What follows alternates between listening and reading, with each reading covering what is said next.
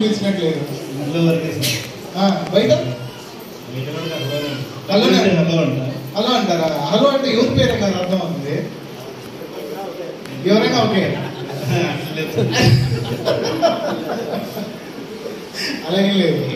కోపం ఎప్పుడైనా కోపడ్డారా? మామూలుగా రాదు.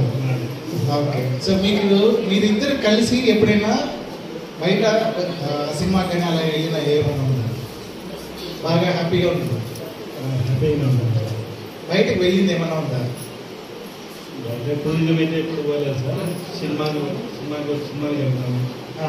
ఫస్ట్ సినిమా ఏంటి? పెళ్లి సందడి. మీకు తెలీదా? నెక్స్ట్ ఎవరున్నారు?